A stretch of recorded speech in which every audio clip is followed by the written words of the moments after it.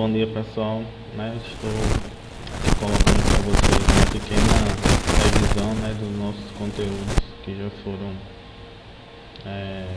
postados na plataforma, e também no sentido de auxiliá-los, na melhor compreensão dos fundamentos da química inorgânica, da nossa disciplina, e também para acrescentar mais um recurso na plataforma.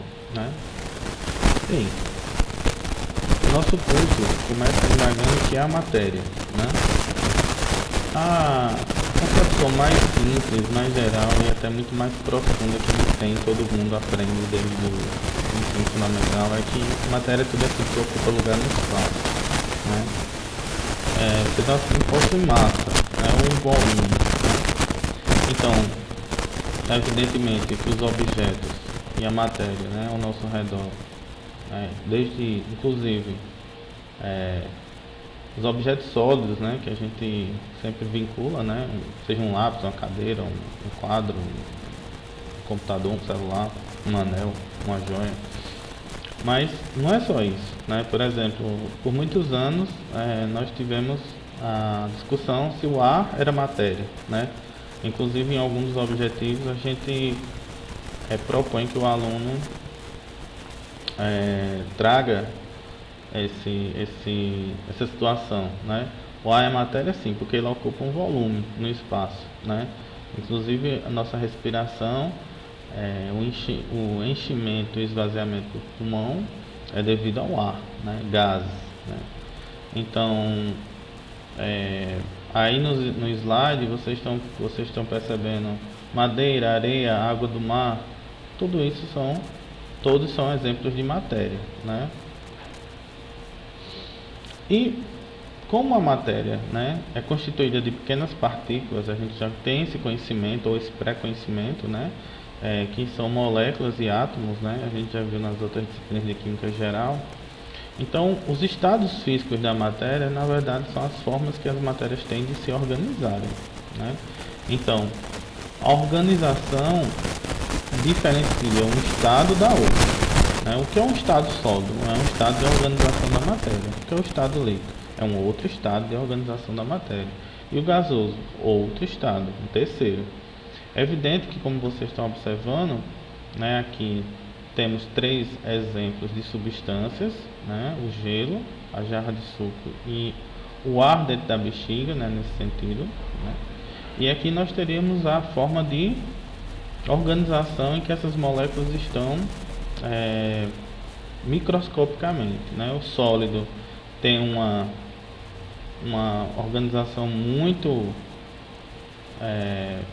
como é que eu posso dizer assim, formal, uma organização muito clara, objetiva, Ela é muito transparente, tudo é muito rígido, dentro de uma composição até inclusive justamente bem organizada no quadrado, a sua forma é organizada, O líquido, por sua vez, já passa a ser uma situação em que nós temos as moléculas desarranjadas e sobrepostas umas às outras, ou seja, elas ainda estão unidas, mas já não estão tão organizadas, enfileiradas, como a do sólido. E o gasoso, por sua vez, é o estado desorganizado da matéria, onde as moléculas estão soltas, muito mais soltas. Ora, ainda temos alguns estados especiais, por quê? Em condições de espaço, as moléculas que são constituídas por prótons e elétrons são moléculas neutras, elas podem ainda se separar formando o que a gente chama plasma, Então é um quarto estado da matéria. E além disso, há uma situação em que átomos supercongelados, as vibrações eletrônicas são tão pequenas que a gente tem os famosos condensados de Bose-Einstein. É claro que na ciência você vai encontrar até mais estados, mas a ideia para a gente é o quê? Que o estado é uma organização da matéria e que as suas formas são mudadas pelo aquecimento, né, ou a variação de temperatura, seja pelo resfriamento ou aquecimento. Então as moléculas, ao aquecer, elas vibram e elas começam a mudar a forma ou são deformadas, mudando o que? A sua organização. Aqui nós temos o diagrama, né, que mostra a mudança no estado com os nomes particulares de cada uma delas, né? Então, os quadradinhos temos sólido, líquido e gasoso. E aí a gente tem algumas passagens, né, ou mudanças que são utilizadas na ciência e no dia a dia, que a gente precisa conhecê-los, né? Então, o sólido, quando passa para o estado líquido, ele recebe o nome de fusão, né? A fusão do sólido significa o que? Ele está liquefazendo, né?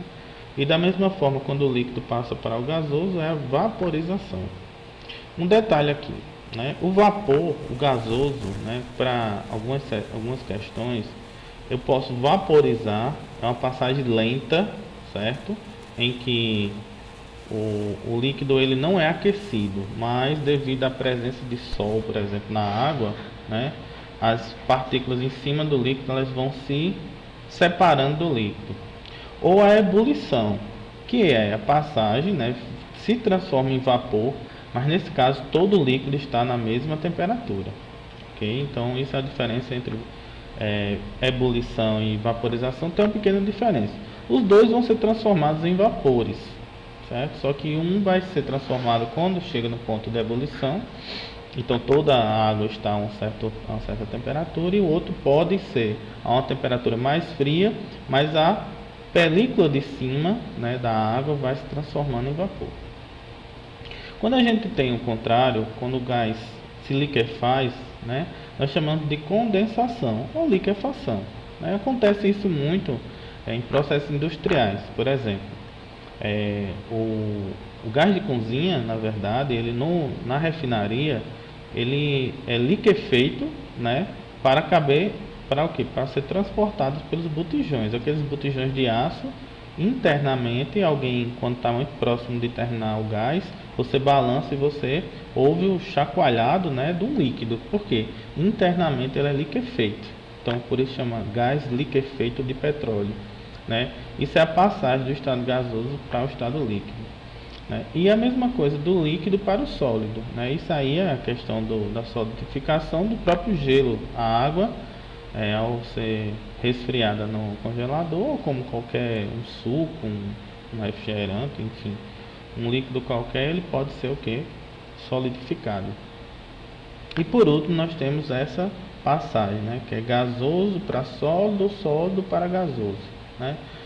Essa sublimação, né? Sublimação, né, acontece, por exemplo, quando você tem a famosa naftalina, né? Acho que alguns alunos acho que nem mal ouvi falar, mas antigamente se usava muito para evitar o mofo, né? Você botava pequenas bolinhas de uma substância chamada naftalina e ela ia evaporando, literalmente, sem passar pelo estado líquido, do sólido para o gasoso direto. E também nós temos o vapor de gelo seco, né, o gelo seco, que é usado naqueles shows, hoje em dia até em festa, tem festa de formatura, que você tem blocos de gelo, de CO2, de dióxido de carbono, que são transformados em fumaça instantaneamente, né? O contrário é possível, certo, gente? A gente tem vamos dizer, uma ressublimação. Imagine uma substância que ele passa do estado sólido para o gasoso e você põe um anteparo, né? E aí nesse anteparo, imagine como fosse um copo que você põe um pirex em cima, né? Ele sublima e quando ele se toca no anteparo, né, no objeto, no vidro, ele de novo passa do gasoso para o sólido e aí ele solidifica. Então é uma sublimação, ou alguns livros chamam ressublimação, tá? Aqui nós temos justamente a água, né, que é o nosso carro-chefe nessa mudança de estado físico, né? A água, ela é uma substância primordial e que no dia a dia nós observamos nos três estados, né? Nosso gelo, que ela é sólida, percebam a organização do gelo aqui, né? Aqui nós já temos uma introdução à fórmula da água. A setinha significa que ela passou para um outro estado físico. E esse triângulo significa que ela aqueceu. Ao aquecer, nós sabemos que o gelo se transforma em água líquida, né? E, evidentemente, continuando o aquecimento, vai se transformar em vapor de água. Percebam que elas estão mais separadas. A água é primordial, né, em nosso estudo, né? Sempre a água ela vai permear a química e a física de modo muito único. Bem, eu vou dar uma paradinha aqui, que aí a gente resume já a primeira aula, né? Que a gente aprendeu o que é matéria e o que é mudança nos estados físicos. Brevemente a gente retorna para as próximas aulas. Até lá!